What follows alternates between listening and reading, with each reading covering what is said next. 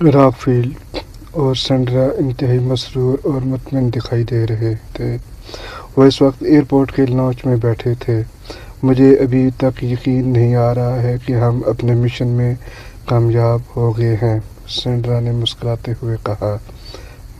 Mission بظاہر مشکل تھا، لیکن جیسے ہی مجھے شہاب کا پتہ چلا کہ وہ کہاں رہتا ہے تو پھر میرے لیے یہ مشن بے حد آسان ثابت ہوا، ورنہ اس کی تلاش میں نہ جانے ہمیں کہاں کہاں کی خاک چھاننی پڑتی، راک فیلڈ نے کہا۔ اس کے محافظ تو واقعی انتہائی خطرناک تھے۔ اگر ہم ان پر مسلسل فائرنگ نہ کرتے تو انہیں ہم پر جوابی حملے کا موقع مل جاتا تو وہ ہمارے ٹکڑے اڑا دیتے۔ سیاہ فام وحشی اور شوگرانی تو آسانی سے ہمارے ہاتھوں گولیوں کا نشانہ بن گئے تھے، لیکن وہ سیاہ فام دبلی پتلی لڑکی، وہ تو ہمارے سامنے بھوکی شیرنی کی طرح آ کھڑی ہوئی۔ بھوکی شیرنی کی طرح آ کھڑی ہوئی تھی، انتہائی لڑاکا اور خطرناک لڑکی تھی۔ اگر میں اس پر خنجر کے وار نہ کرتی تو وہ مجھے یقینی طور پر ہلاک کر دیتی، سینڈرا نے کہا۔ یہی حال مجھے شہاب کا تھا۔ میں اسے ایک عام سا بوڑھا سمجھ رہا تھا، لیکن اس عمر میں بھی اس میں جناتی طاقت تھی۔ اس سے مقابلہ کرتے ہوئے مجھے بھی دانتوں پسینہ آ گیا تھا۔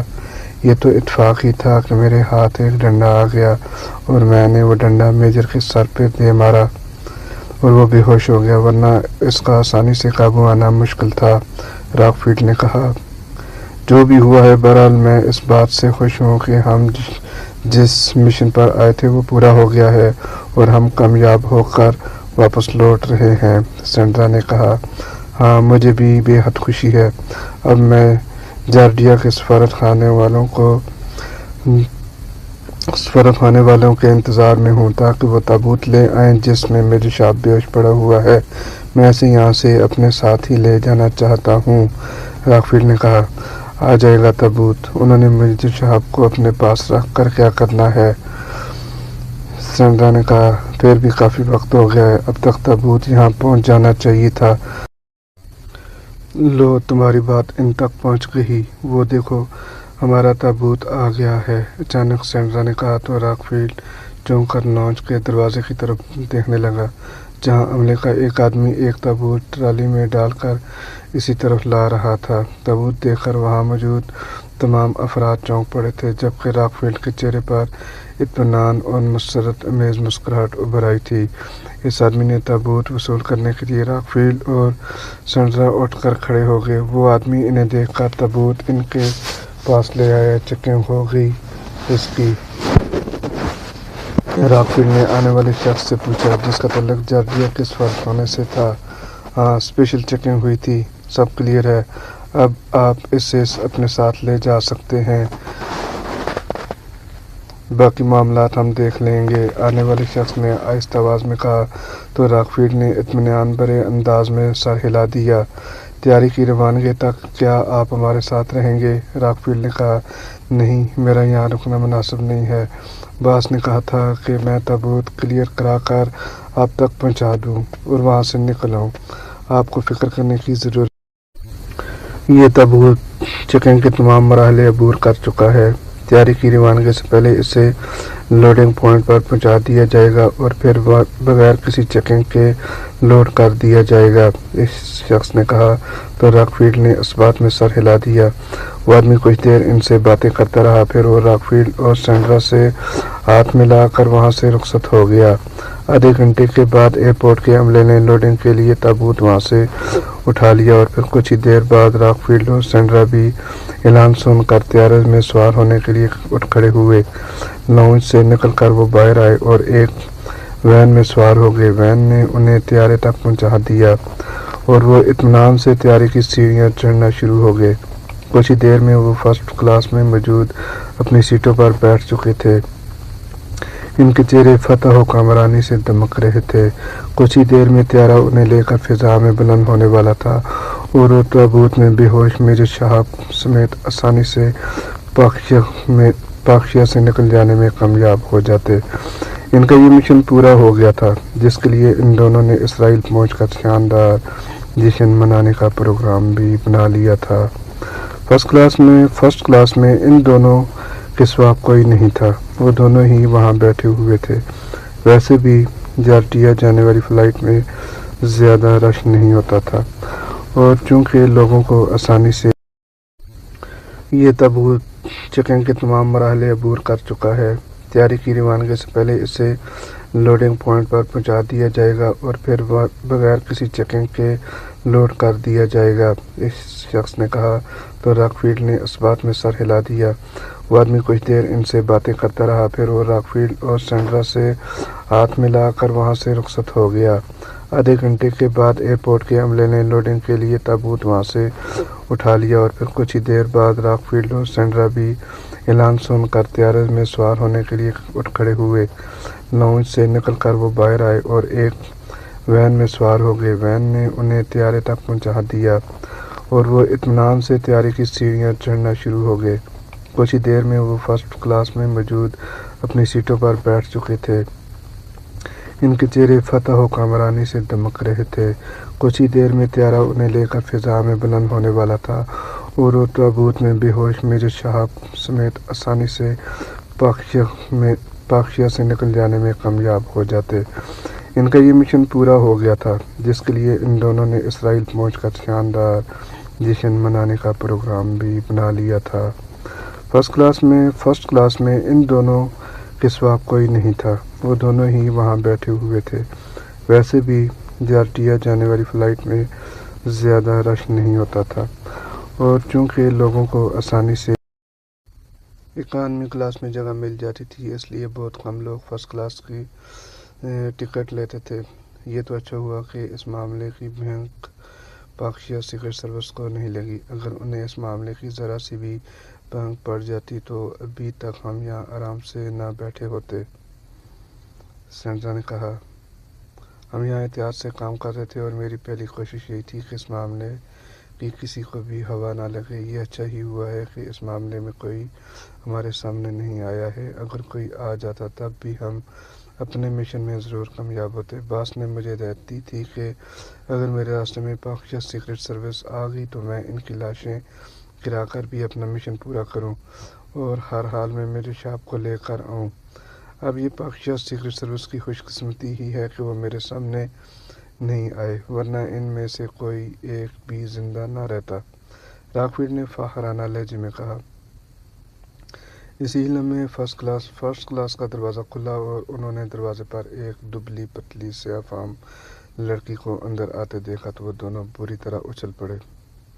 میجر صاحب کی بیٹی مونا لیزا تھی۔ ان پر نظر پڑتے ہی مونا لیزا چیختی ہوئی ان پر جھپٹی، لیکن اسی لمحے پیچھے سے ایک نوجوان نے مونا لیزا کا ہاتھ پکڑ کر انہیں مونا لیزا کا ہاتھ اتنی بھی کیا جلدی ہے مونا لیزا ڈیئر، نوجوان نے کہا تو راکفیلڈ اور سینڈرا ایک جھٹکے سے اٹھ کر کھڑے ہو گئے۔ یہ سب کیا ہے؟ کون ہے یہ لڑکی؟ اور اس نے ہم پر حملہ کرنے کی کوشش کیوں کی تھی؟ راکفیلڈ نے غصے سے چیختے ہوئے کہا۔ میرا نام ٹم کٹو ہے، جناب۔ کیسے ہیں آپ اور آپ کی مسز؟ نوجوان نے آگے آ کر مسکراتے ہوئے مسافے کے لیے اس کی طرف ہاتھ بڑھاتے ہوئے کہا۔ ٹم کٹو، یہ کیسا نام ہے؟ سینڈرا نے حیرت بھرے لہجے میں کہا۔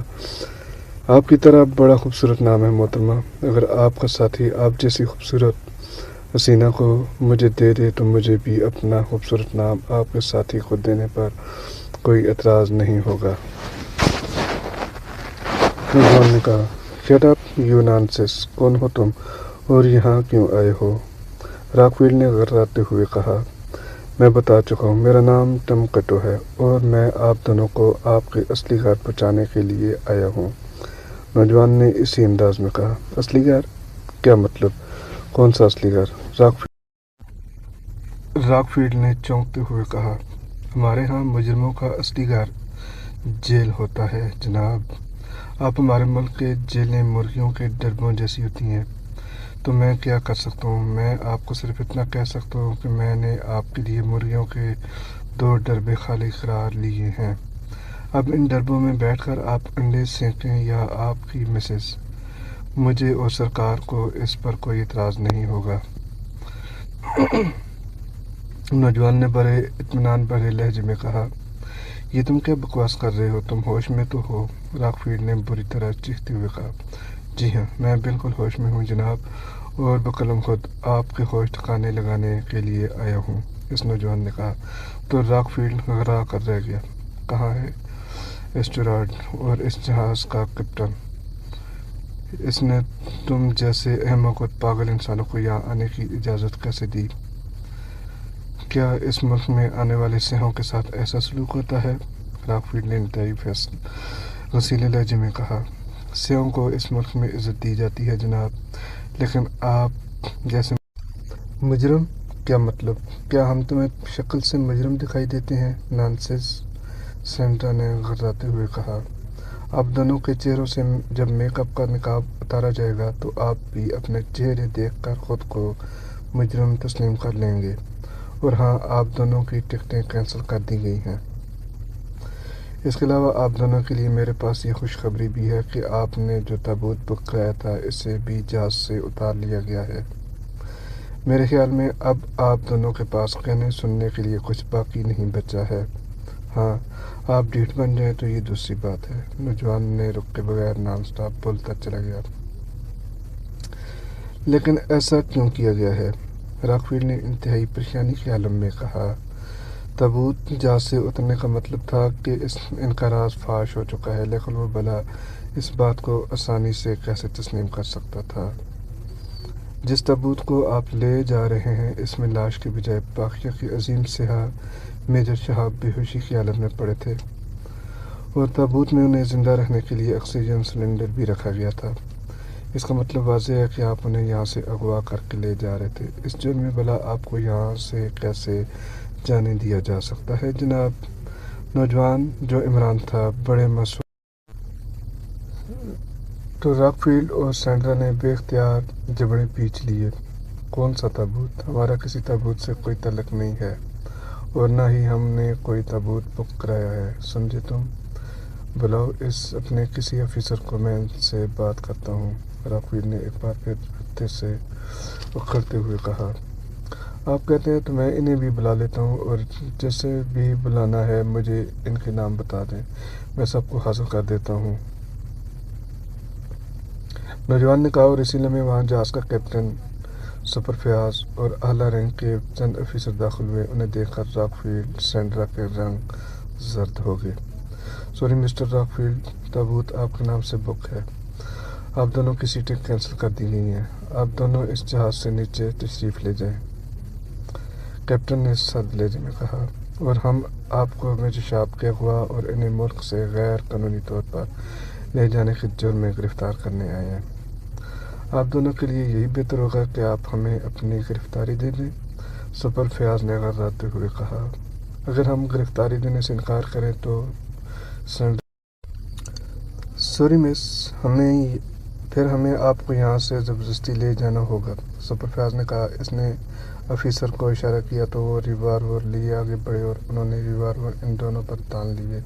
चलें, वरना हम आप दोनों को हथकड़ियाँ लगाकर घसीटते हुए नीचे ले जाएंगे, एक अफसर ने घबराते हुए कहा। अरे अरे, क्या कर रहे हो भाई? मिस्टर रॉकफील्ड शादीशुदा हैं और इनकी बेगम इनके साथ है, दोनों पहले ही बंधन में बंधे हुए हैं। तुम इन्हें हथकड़ियाँ लगाकर उस बंधन में तो ना बांधो, नौजवान ने मुस्कुराते हुए कहा। तुम हमें गिरफ़्तार करके बहुत बड़ी गलती कर रहे हो। मैं अपने सफारत खाने से बात करूँगा, तुम्हें इस गलती का खमियाजा भुगतना पड़ेगा, रॉकफील्ड ने गुस्सैले लहजे में कहा। लगता है इस मुल्क में कानून नाम की कोई चीज़ नहीं है, गैर मुल्की सियाहों के साथ ऐसा सलूक किया जाता है। अगर मुझे मालूम होता तो मैं यहाँ कभी ना आती, सैंड्रा ने इंतहाई तल्ख लहजे में कहा। तो रॉकफील्ड ने बेख्तियार होंठ बीच लिए। चलें, अफसर ने कहा, और वह दोनों गुस्से और नदामत से दांत पीसते हुए इनके साथ फर्स्ट क्लास से निकले और सीढ़ियाँ उतरते हुए जहाज़ से नीचे उतर गए। सुपर फयाज इनकी गिरफ्तारी के लिए खासा तैयार होकर आया था। वो अपने साथ हसीन नफरी लाया था। जैसे ही वो नीचे आए इन दोनों को मसलह अफराद ने घेर लिया और सुपर फयाज अपनी निगरानी में इन्हें एयरपोर्ट से बाहर ले जाने के लिए इनके साथ हो लिया। दोनों को एक जीप में बिठाया गया और इस जीप में अगली सीट पर सुपर फयाज जबकि दोनों मुजरिमों के साथ दो मसलह अफराद को बिठा दिया गया। اور جیپ انہیں لے کر ٹرمینل سے نکلتی چلی گئی۔ اس جیپ کے پیچھے باقی فورسز بھی وہاں سے چلی گئیں۔ راک فیلڈ اور سینڈرا کا چہرہ غصے سے بگڑا ہوا تھا۔ انہیں گمان بھی نہیں تھا کہ ان کے ساتھ عین آخری لمحات میں یہ سب کچھ ہو جائے گا۔ انہوں نے جس ذہانت اور تیزی سے میجر شہاب کو اغوا کیا تھا، انہیں جارڈیا کے سفارت خانے کے تحت ایک تابوت میں بند کر کے جہاز تک پہنچایا گیا تھا۔ ان کے خیال میں ان کا مشن پورا ہو گیا تھا اور انہیں دور دور تک کوئی خطرہ دکھائی نہیں دے رہا تھا۔ لیکن جہاز میں اچانک میجر شہاب کے سیاہ فام محافظ لڑکی مونالیزا کی آمد اور اس کے ساتھ آنے والے نوجوان نے ان کے سارے کیے کرائے پر پانی پھیر دیا تھا۔ یہ تمہاری غلطی ہے۔ تم نے میجر شہاب کے دوسرے دو ساتھیوں کو ہلاک کر کے ان کی لاشیں چیک کرنی تھیں، لیکن اس لڑکی کو چیک نہیں کیا گیا تھا۔ یہ مر چکی ہے یا زندہ ہے؟ اگر اسے چیک کر لیتے اور پھر وہیں اس کے سر میں گولی اتار دیتے تو اب ہم آزاد جارڈیا کا سفر کر رہے ہوتے، اس مصیبت میں نہ پھنستے۔ نے راک فیلڈ کی طرف غصے سے دیکھتے ہوئے کہا۔ اس نے کرنسی زبان میں بات کی تھی تاکہ ان کے پاس بیٹھے ہوئے مسلح افراد ان کی باتیں نہ سمجھ سکیں۔ یہ ساکت پڑی تھی۔ مجھے اس کے جسم میں جان نام کی کوئی چیز دکھائی نہیں دے رہی تھی، جس سے میں نے یہی سمجھا تھا کہ یہ ہلاک ہو چکی ہے، مگر راک فیلڈ نے ہونٹ چباتے ہوئے کہا، اب کیا کرنا ہے؟ ہم اپنے مشن میں کامیاب ہو کر بھی ناکام ہو گئے ہیں اور میجر شہاب بھی ہمارے ہاتھوں سے نکل گیا ہے۔ سینڈرا نے پریشانی کے عالم میں کہا، میں اتنی جلدی ہار ماننے والوں میں سے نہیں ہوں۔ انہوں نے مجھے جو شکست دی ہے، شکست کا میں ان سے ایسا بدلہ لوں گا کہ مرنے کے بعد بھی ان کی روحیں صدیوں تک گھومتی رہیں گی۔ راک فیلڈ نے خرا کر کہا، تم دونوں کس زبان میں بات کر رہے ہو؟ خاموش رہو ورنہ۔ ایک سپاہی نے انہیں ایک دوسرے سے بات کرتے ہوئے دیکھ کر سخت لہجے میں کہا۔ راک فیلڈ نے اسے کھا جانے والی نظروں سے دیکھا، پھر جیسے ہی اس کے جسم میں آگ بھڑک ہوئی، دوسرے لمحے سپاہی چیختا ہوا اچھل کر جیپ کے پچھلے حصے سے باہر جا گرا۔ وہ چونکہ جیپ کے کنارے پر تھا، اس لیے راک فیلڈ نے اچانک اس کے پہلو میں لات مار دی تھی اور وہ اچھل کر جیپ سے باہر جا گرا۔ اس سے پہلے کہ دوسرا سپاہی مشین گن سیدھی خطا، اسی لمحے اس کے قریب بیٹھی سینڈرا نے بجلی کی تیزی سے اس پر حملہ کر دیا۔ اس نے چپٹا مار کر دوسرے سپاہی کو باہر کی طرف اچھال دیا۔ سینڈرا کو دوسرے سپاہی پر حملہ کرتے دیکھ کر راک فیلڈ نے چھلانگ لگائی اور جیپ کے راڈار سے نکلتا ہوا اگلی سیٹوں پر بیٹھے سپر فیاض اور ڈرائیور سے ٹکرایا۔ اس سے پہلے کہ سپر فیاض اور ڈرائیور کچھ سمجھتے، راک فیلڈ ٹھیک ان کے درمیان گرا اور اس نے سپر فیاض کے جبڑے پر مکہ دے مارا۔ سپر فیاض اس حملے کے لیے تیار نہیں تھا، اس کے منہ سے چیخ نکلی اور وہ پہلے کوئی بات چوک گیا۔ اسی لمحے راک فیلڈ کی ٹانگ چلی اور سپر فیاض چیختا ہوا سڑک پر جا گرا اور دور تک لڑھکیاں کھاتا چلا گیا۔ سپر فیاض کو گراتے ہی راک فیلڈ نے بجلی کی سی تیزی کا مظاہرہ کرتے ہوئے ڈرائیور کی جیپ سے جھانکتا ہوا اس کا ریوالور نکالا اور پھر اس سے پہلے کہ ڈرائیور کچھ کرتا، راک فیلڈ نے اس کی کن پٹی سے ریوالور لگا کر فائر کر دیا۔ ڈرائیور کی کھوپڑی کے پرخچے اڑ گئے۔ اس کے ہلاک ہوتے ہی جیپ بری طرح لہرائی، لیکن راک فیلڈ نے اسٹیئرنگ فوراً اپنے ہاتھ میں لیتے ہوئے جیپ سنبھالی اور ڈرائیور کی لاش ٹانگ مار کر جیپ سے باہر پھینکی اور اچھل کر اس کی سیٹ پر بیٹھ گیا۔ دوسرے لمحے جیپ اس کے کنٹرول میں تھی اور اس نے جیپ سڑک پر بجلی کی سی تیزی سے دوڑانی شروع کر دی۔ اتنی جلدی سے ہوا تھا کہ سپر فیاض اور اس کے کسی ساتھی کو کچھ کرنے کا موقع ہی نہیں ملا تھا۔ پیچھے آنے والی جیپوں نے صورتحال بدلتے دیکھی تو ان جیپوں کی رفتار اور تیز ہو گئی۔ سینڈرا، ان جیپوں کو پیچھے آنے سے روکو، راک فیلڈ نے چیختے ہوئے کہا۔ تم فکر نہ کرو، میں دیکھتی ہوں کہ یہ کیسے ہمارے پیچھے آتے ہیں، سینڈرا نے کہا، اور اس نے فوراً ایک سپاہی کی جیپ کے اندر گری ہوئی مشین گن اٹھائی اور پیچھے آنے والی جیپ پر فائرنگ کرنی شروع کر دی۔ جیپ کچھ فاصلے پر تھی۔ فائرنگ سے جیپ کے ونڈ اسکرین کے پرخچے اڑ گئے اور جیپ پر ڈرائیور اور اس کے ساتھی بیٹھا افسر گولیوں سے چھلنی ہو گئے۔ ڈرائیور کے ہلاک ہوتے ہی جیپ لہرائی اور پھر سڑک پر الٹی چلتی گئی۔ اسی لمحے پیچھے سے آنے والی ایک اور جیپ تیز رفتار جیپ الٹنے والی جیپ سے ٹکرائی اور ماحول سخت زوردار دھماکے سے گونج اٹھا۔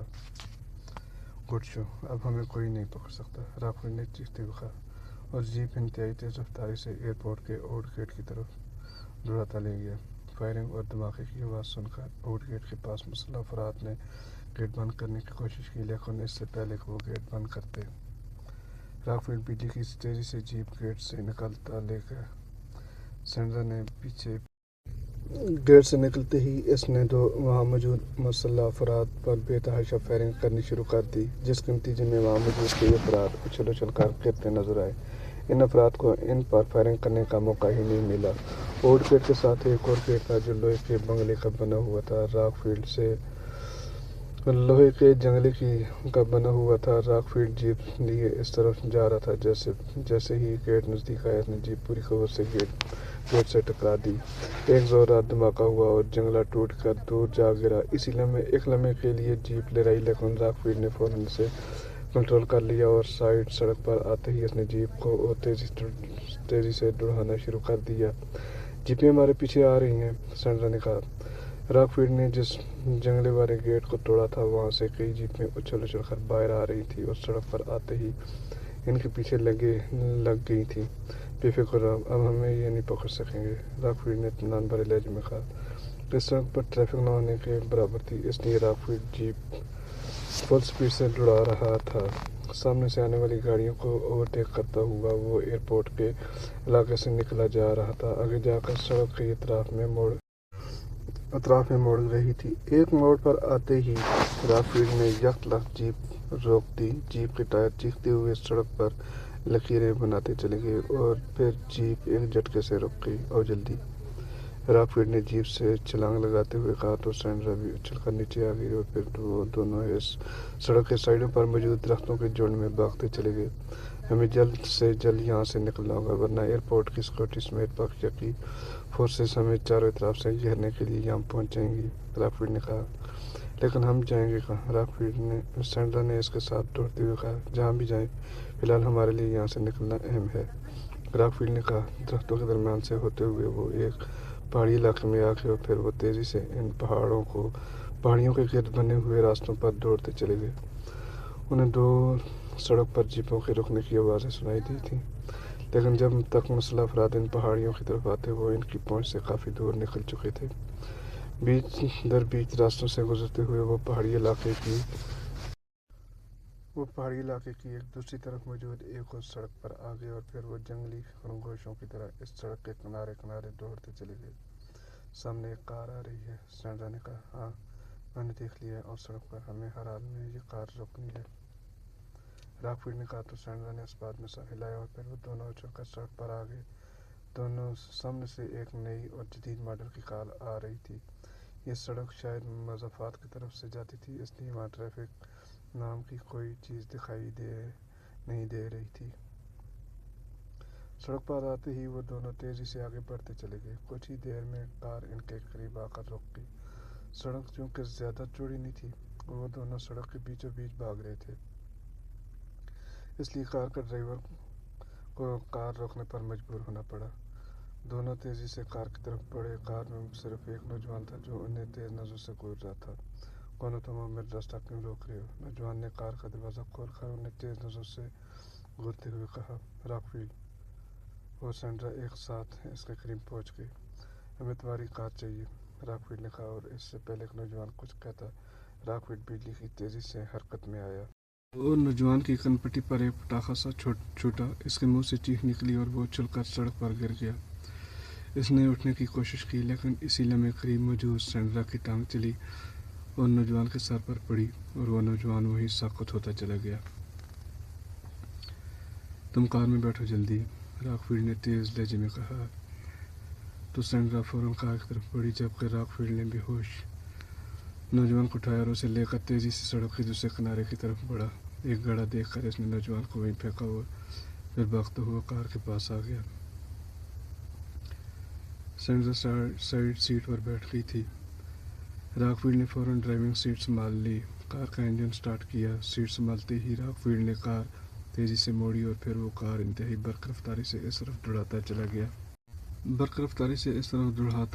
جس طرف سے نوجوان آ رہا تھا۔ ہاں، بال بچے ہیں، سینڈرا نے انتہائی طویل سانس لیتے ہوئے کہا۔ ہاں، آخری وقت میں ہمارا مشن ناکام ہو گیا، جس کا مجھے شدید غصہ ہے، راکفیلڈ نے کہا۔ کوئی بات نہیں، ہم اس وقت تک یہاں سے واپس نہیں جائیں گے جب تک ہم اپنے مشن کو حتمی انجام تک نہیں پہنچا لیتے، وقتی طور پر میرے شاب ہمارے ہاتھوں سے نکل گیا ہے، لیکن ہم اور اسے لے کر نکل جائیں گے۔ سینڈرا نے کہا تو راک فیلڈ نے اس بات میں سر ہلا دیا۔